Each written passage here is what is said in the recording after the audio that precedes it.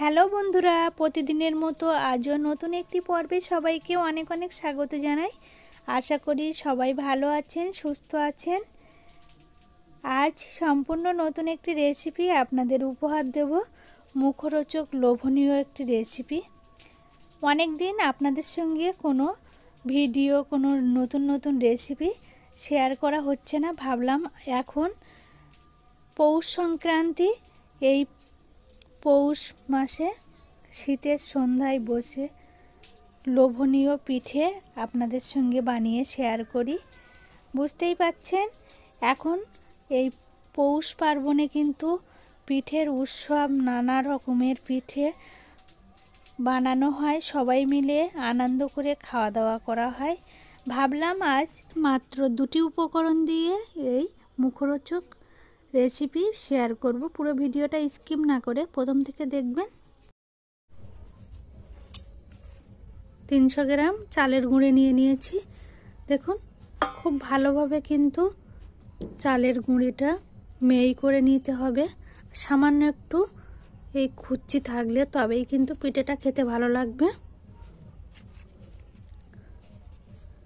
প্রায় 200 গ্রাম মতো ময়দা নিয়ে নেব। ময়দা খুব ভালোভাবে চেলে নেব যাতে কোনো পোকা না থাকে।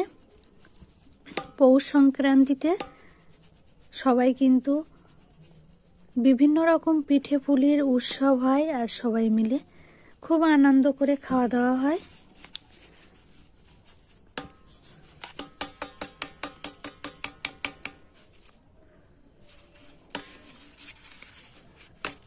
ময়দা ভালোভাবে চেলে নিয়েছি। চালের গুঁড়ির সাথে ময়দা ভালোভাবে মেখে নেব।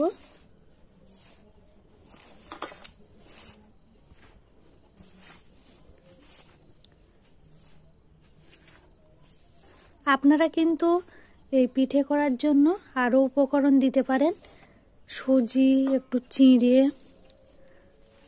দুধ। আমি খুব সিম্পলি এই পিঠেটা বানিয়ে আপনাদের সঙ্গে শেয়ার করছি। শীতের সময় আর এই পৌষ সংক্রান্তিতে পিঠে কিন্তু সবারই প্রিয়। সবাই কিন্তু পিঠে খেতে খুব পছন্দ করে। চালের গুঁড়ো, ময়দা খুব ভালোভাবে মেখে নিয়েছি।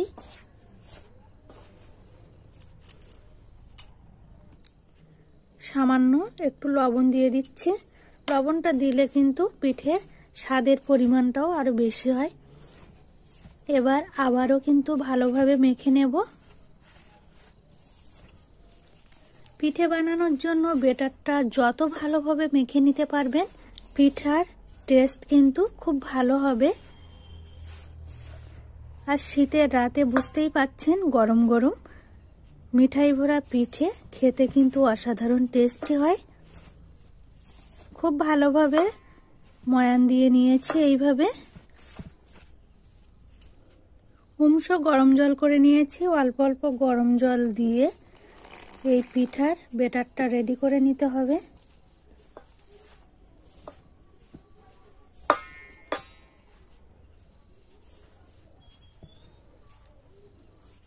ঠান্ডা জল দিয়ে বেটারটা রেডি করলে কিন্তু পিঠাটা সেরকমভাবে ফুলবে না, আর খেতেও ভালো লাগবে না। সেই জন্য গরম জল করে নেবেন, তাহলে খুব ভালো হবে। অল্প অল্প করে দিয়ে বেটারটা রেডি করে নিচ্ছি।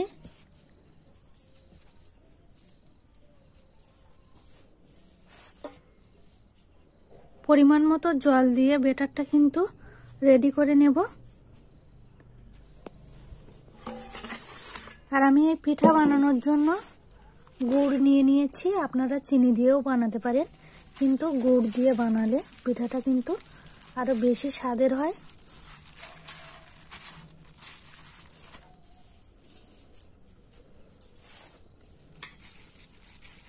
মিষ্টিটা আপনারা নিজেদের পছন্দ অনুযায়ী নিয়ে নেবেন। যে যেমন মিষ্টি পছন্দ করেন সেইভাবে এই পিঠার মিষ্টিটা দেবেন, তাহলে খেতে ভালো লাগবে।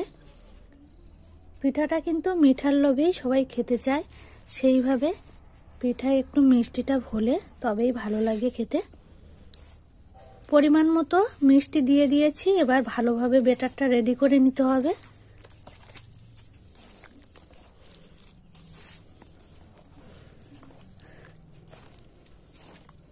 ব্যাটারটা কিন্তু বারবার এইভাবে নাড়াচাড়া করে রেডি করে নিলেই ভালো, খেতে ভালো হবে। আর ব্যাটারটা ভালোভাবে ফেটিয়ে না নিলে পিঠে কিন্তু ভালো উঠবে না। 6 থেকে 7 মিনিট ভালোভাবে ব্যাটারটা রেডি করে নেব।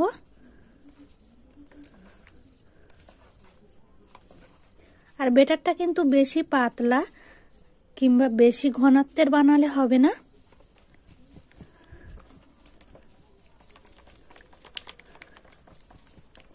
যত বেশিক্ষণ ধরে ব্যাটারটা এইভাবে নাড়াচাড়া করে নেবেন, ব্যাটারটা কিন্তু খুব সুন্দরভাবে রেডি হবে আর পিঠেগুলোও কিন্তু খুব সুন্দর উঠবে।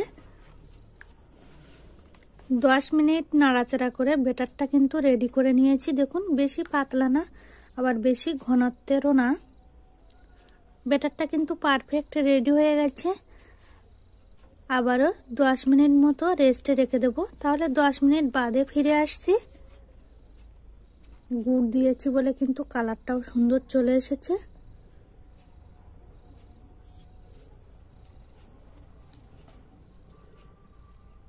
দেখতেই পাচ্ছেন ঘনত্বটা কতটা করেছি।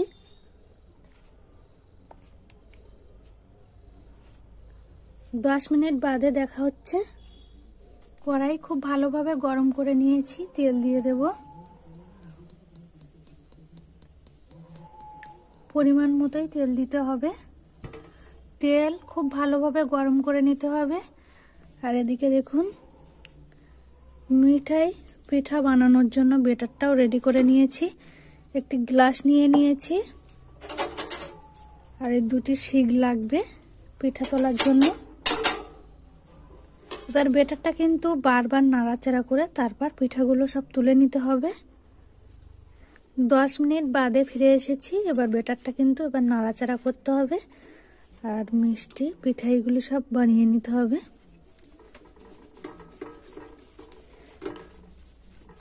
হাত দিয়ে যত ভালোভাবে ব্যাটারটা এইভাবে নাড়াচাড়া করবেন, পিঠাগুলি কিন্তু খুব সুন্দর ফুলবে আর খেতেও ভালো লাগবে। এবার চলুন তাহলে ভেজে নেওয়ার পালা। তেলও কিন্তু খুব ভালোভাবে গরম হয়ে গেছে। তেল থেকে কিন্তু ধোঁয়া উঠতে শুরু করে দিয়েছে।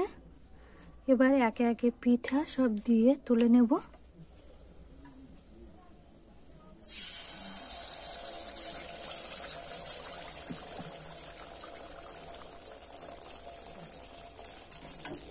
গুড় দিয়ে পিঠেগুলি বানানো হচ্ছে, সেজন্য কিন্তু এরকমই লাল লাল উঠবে আর খেতেও কিন্তু ভালো লাগবে।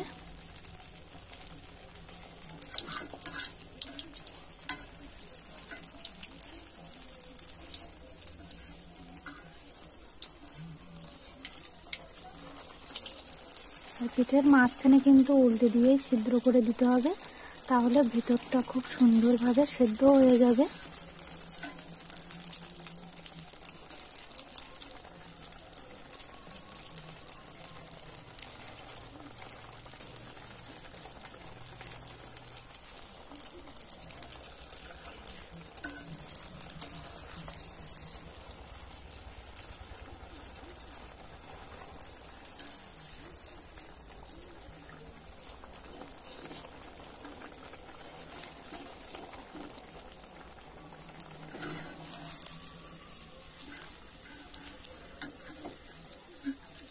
মিডিয়াম আঁচে রেখে পিঠেগুলি সব এইভাবে বানিয়ে নিতে হবে, তা না হলে গুড় দিয়ে করছি সেই জন্য তাড়াতাড়ি পুড়ে ওঠার সম্ভাবনা থাকবে।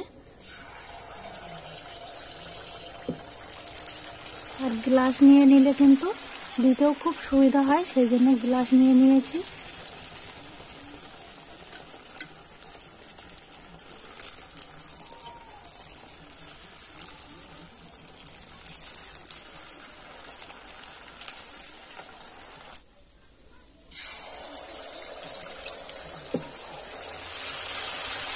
ব্যাটারটা ভালোভাবে মেখে নিলেই পিঠেগুলি কিন্তু খুব সুন্দর ফোলে।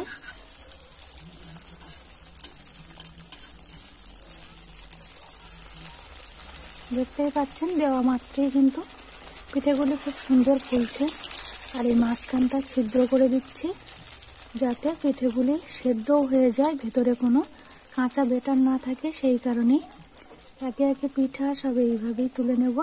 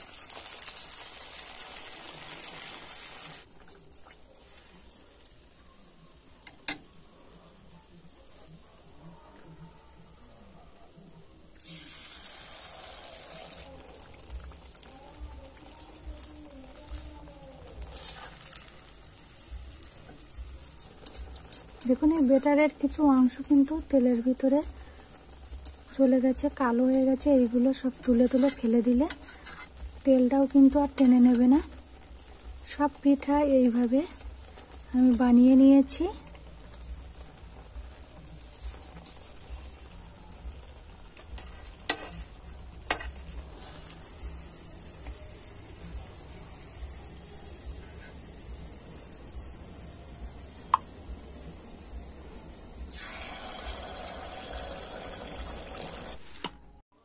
পৌষ পার্বণে সবাইকে অনেক অনেক শুভেচ্ছা থাকলো। আর আজ খুব কম উপকরণ দিয়েই এই মিঠাই ভরা পিঠা আপনাদের সঙ্গে শেয়ার করলাম। যেমন তুলতুলে হয়েছে সেই রকমই কিন্তু খেতেও সুস্বাদু মুচমুচে। দেখতেই পাচ্ছেন গুড় দিয়ে কত সুন্দর কালার চলে এসেছে, আর খেতেও কিন্তু অসাধারণ টেস্টি। আজ ভিডিওটা প্রথম থেকে শেষ পর্যন্ত আপনাদের ভালো লাগলে অবশ্যই লাইক শেয়ার কমেন্ট করতে ভুলবেন না। প্লিজ চ্যানেলটি সাবস্ক্রাইব করে পাশে থাকবেন।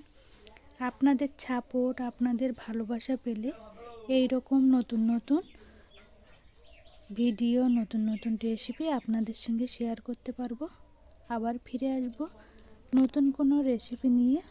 ততক্ষণ সকলে ভালো থাকবেন, সুস্থ থাকবেন। Tata, good night.